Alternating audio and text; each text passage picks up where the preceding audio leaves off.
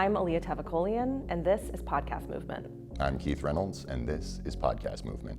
We do everything in the podcast business except have our own app and distribution platform. But we do creative and production for other networks. We do creative and production for brands. We've done a lot of branded content, and we also put out our own originals and promote and monetize those. We want to tell great stories, and we want to do the best version of them that we possibly can. It's important to me because, as you know, a brown woman, as a woman of color, it took a really long time. Like, it probably wasn't until I was like 21 or 22 years old until I watched Jane the Virgin, and I saw a TV show that had a brown woman with an immigrant family. So I saw like some part of my own story reflected on the television, and that was like really emotional for me and really important to me. And that's when I sort of realized, like, oh, this is why representation is important, because if you don't see yourself reflected, you feel like you don't belong. And I want people to feel like they belong. I want people to feel less lonely, and I want them to feel like there's a place for them in this world. This issue isn't something that can just be forwarded by people of color. People that have the privilege of being in certain positions owe a responsibility to the rest of the world to use that privilege to forward things that are greater than themselves. And I take that very seriously. My first real experience with audio storytelling was, I grew up in Maine, and my parents took me to a baseball game one summer, and we left a little early.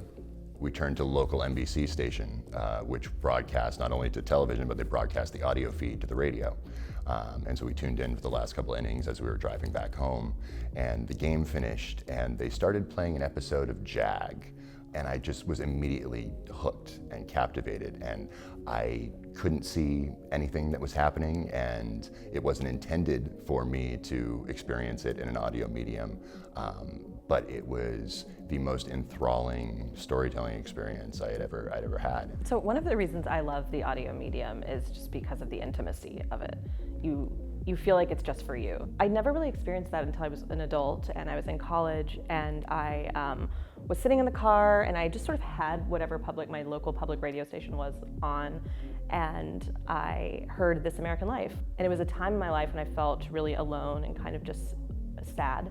I had what we now refer to as a driveway moment, and I just was listening to this story, and I was so struck by how intimate it was and how I felt like I was a part of it and how I felt like it was for me.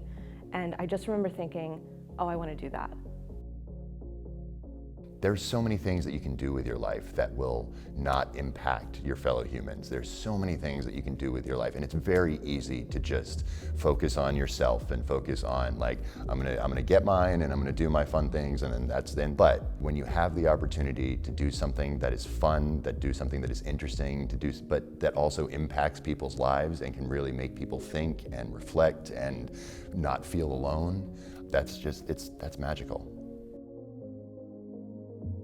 This is my third year at Podcast Movement. The number of people that are like, oh, Spoke Media, it just changes dramatically. Your first year, it was like, you were who now?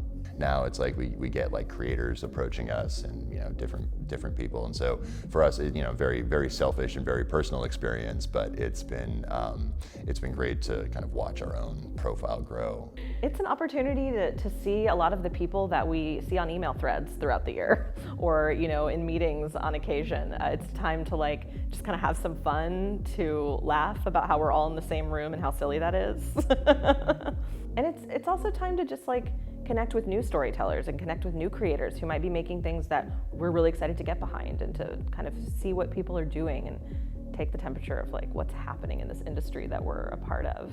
I thoroughly enjoy Podcast Movement in a way that, as someone who generally does not like having to talk to a whole bunch of people all at once, it's surprising that I like Podcast Movement so much, and I think that's because not only of what the podcasting community is in general and how it's different from, I think, other communities, but also because of what Podcast Movement has built and how it's been curated and how it's been set up over the years. And so it's just a very special little bubble that it's nice to come visit.